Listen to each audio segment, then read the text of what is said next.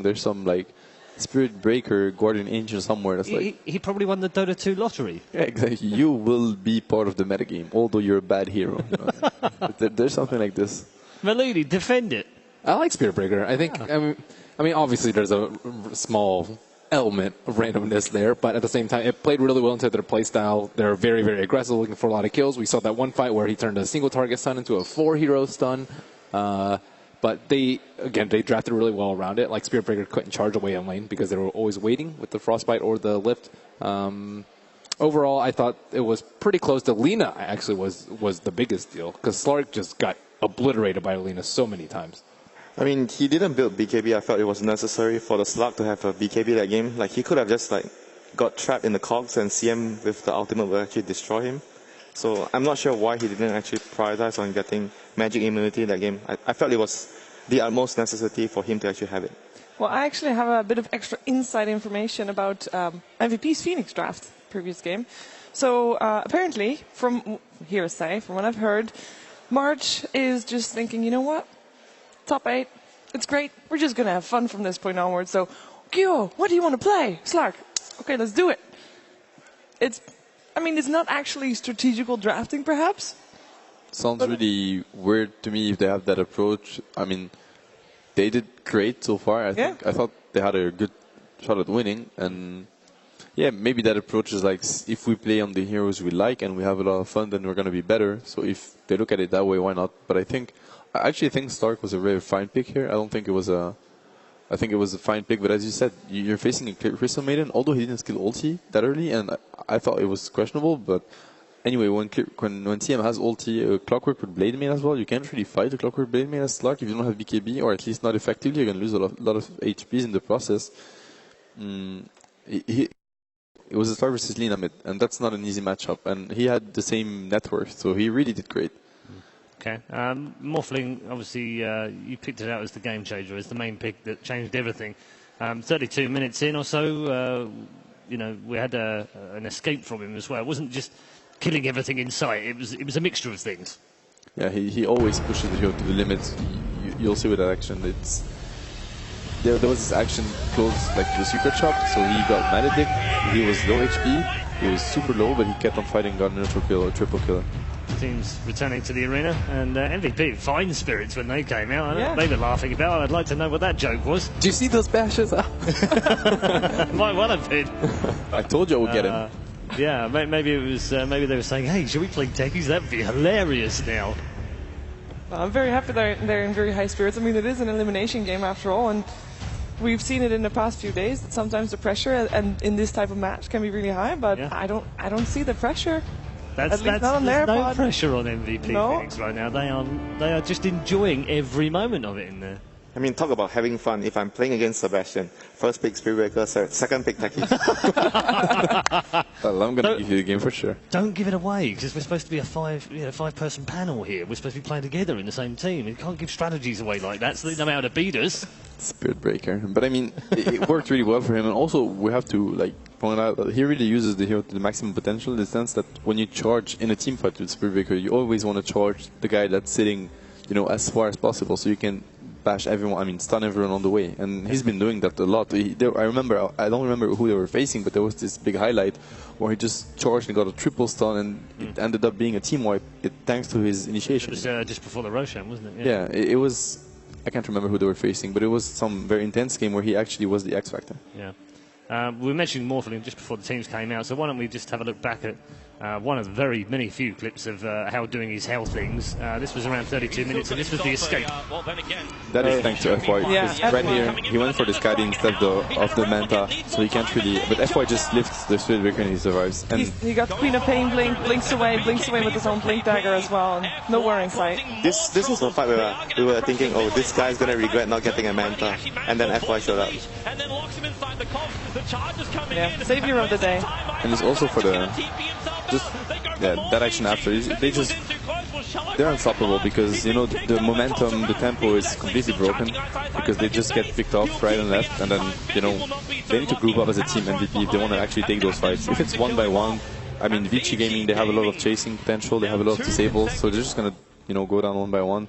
And the FY play was crucial as a support for all the support players out there when you don't necessarily know what to do at the same point in the game, because sometimes your core are farming, they're waiting for items, and like looking at the map and being like, all right, that guy is pretty, you know, deep, like across the river, he's probably in danger. Just sitting behind him can turn, because they use so much. It's a BKB charge from the co-op, an ulti, 3 heroes or 2 heroes rotating to a lane without any effectiveness. It's a great play from the Rubik. I think to strengthen that point as well, like sometimes if you think as a support what you want to do, you're going to go to the lane that you have the highest potential to kill. So more or less, it's most often on the carry's lane, since he's going to be able to dish out a lot of damage. Definitely.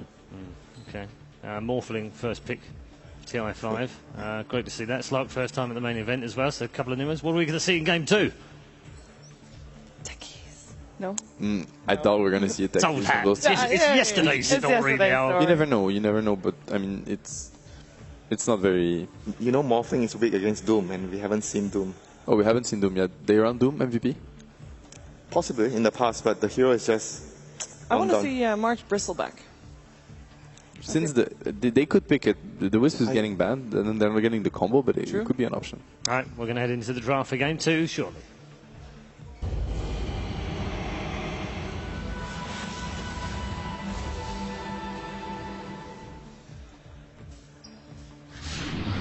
MVP Phoenix versus Vici Gaming. Game 2. So Vici 1 game away from a place in the next round and a guaranteed top 6 finish and $1.2 million at the very least. MVP Phoenix need 2 in a row if they're going to do the same thing. It's going to be a very rough game for them. I think Vici Gaming looked really on point that previous match, and no signs of weakness, really. I think they should go with the same sort of strategy, maybe just refine the hero picks a little bit and tailor it more against Vici's draft, and I think that's probably their best approach to winning. I think late game, like, that's not a strategy that MVP Phoenix is known for, and Vici, I think, is much better in the decision-making in the middle-late game, and as we saw, like, Phoenix just got picked up once or twice, and then everything just fell apart. It's just a note on the draft while we're waiting. There are just 20 heroes left in the pool that haven't been picked. Can you name them all 20? No. Oh. I'll start with Doom. DP? One. Death Prophet. That's a DP. Was it Alchemist? Yeah, Alchemist is in that pool, actually. Elder Titan? Yes. So many good heroes. Like, no, really, those heroes are actually viable. You know, we're getting Spirit Breakers and Techies, where Alchemist is just waiting Come on the on. side. Hey, hold on. Mirana? Mirana, come on, Still in Potom. there. Who can speak against the Potom? I love Bottom. I actually saw Bottom walking over here. Real life one, without a Panther, unfortunately. Oh, Yeah. it's mildly disappointing with that. Yeah. But yeah, just 20 left in the pool. It's also the second highest amount last year. There were just over 90 heroes used, so we're not far away from setting a new record. Terror Blade? Yeah, that one's fine. Okay, just Don't stop. try that. Just stop now. Meeple Invoker. The Invoker is actually a nice hero to get. Yeah. And as we see the opening, this time around they're going to steal the Clockwork from Vici Gaming. It was quite effective. We saw some very impressive hooks from SSI. I'm thinking of that charge away from the Spirit Breaker into hook. That was incredible. The first pick, Lina, yesterday we were like, you guys mentioned it. Lina is going to become a top pick in the later phases of the tournament, and that's what we see today. It's been the first pick every game. It's actually the most picked hero right now. And very effective as well. Like, I think the win rate is quite high. Yeah. Do you follow up with the Rubik here right away to deal with the Clockwork? I think so. I was pretty surprised that they didn't ban it last game, but I think they just wanted them to pick it so they could pick Slark. I would be surprised to see it get through the second ban phase. Earth Shaker. That's a shaker. That's a very early shaker. I don't think you can go wrong with an early shaker. I mean, you're going to assume that it's going to be banned out second phase anyways, and this draft so far from Vici Gaming leaves so much open. You can have both heroes as offlane core, mid support. You can, but drafting, the only thing I see is that Clockwork is a natural counter shaker. It's one of the best heroes to have. Lina as well. Yeah. Angelina, yeah. I like the Clockwork pick, though, instead of the Spirit Breaker. Spirit Breaker is just much less reliable than a Clockwork, and you can control your lane a lot better. Yeah, it just depends how lucky you get. Darkseer pick is, or ban is I would say imperative versus Vici. And second, and on the other side, second respect ban against the QOSTA. Unfortunately. Unfortunately. Fun to watch. It's really, really fun. Entertaining. Yeah, we still have both Shadow Fiend and Queen of Pain in the pool. It doesn't seem like either team really likes Queen. I think it'll be like later, much later in the phase if we see it picked up. It was decent last game, but she didn't take control of the game like a Queen of Pain generally would have in that sort of situation. I don't necessarily think it was his fault though.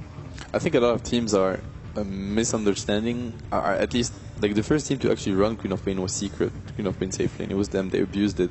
But why they picked it mostly is because when you have that Queen of Pain, it's a defensive pick in the sense that you can't really go for moves, you can't really dominate mid lane because you know that whatever happens, the Queen is just going to port in and can join any fight very fast with a lot of burst damage and turn. It's counter initiation.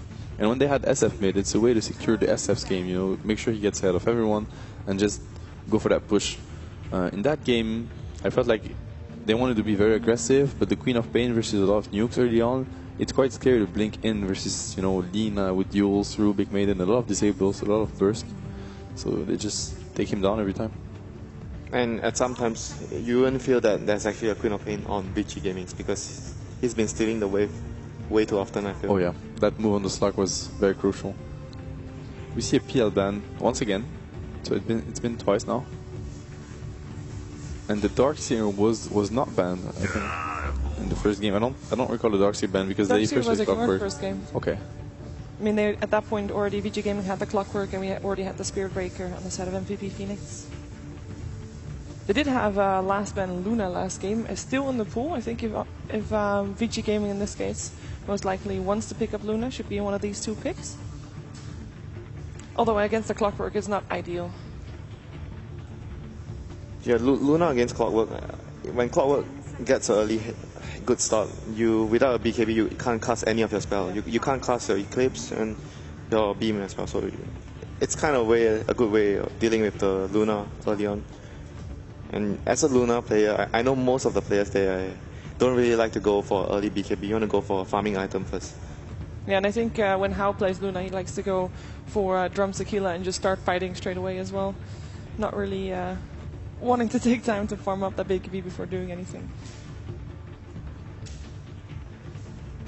Yeah, MVP Phoenix sticking into their bonus time already, quite heavily. I'm actually thinking whether they want to go for like a Shadow Fiend against what Vici have, because it's one of the heroes that Kyo is really good at. You were talking about TA, since there's no TA, the other two replacements would be either the Shadow Fiend or the Storm. Definitely, the Storm would be an option. They have a lot of disables, but it's also a good hero to just go and find that Shaker in the fights and make sure. I think the Clockwork is already going to cause a lot of issues to the Shaker. Do you think it's a Shaker off lane? Because we've seen it. We've seen both Shaker support for Vici and Shaker off lane. I think it's far more likely Shaker support at this moment. Yeah, I like the Shadow Fiend and the Storm, but at the same time, it's just going to invite a anti-mate pick from Vici. And they went for the co-op again. Is there a chance that we're still going to see another Slark on MVP Phoenix? Or? It's a good hero to have. I mean, it's always a good hero to have versus, you know, stunners. But in that case, I think Shaker, it's quite scary to play Slark into Shaker Dina. I think it's a lot of control and a lot of burst damage. I think it's not the stuns that's the biggest issue, it's like AoE damage. Yeah. Slug struggles against that. If you want to play Slug versus this, you need to get a BKB. Yeah. You have to. He can't really go for the build like the last game. He can't be too greedy if they were to go for the Slug once more this game.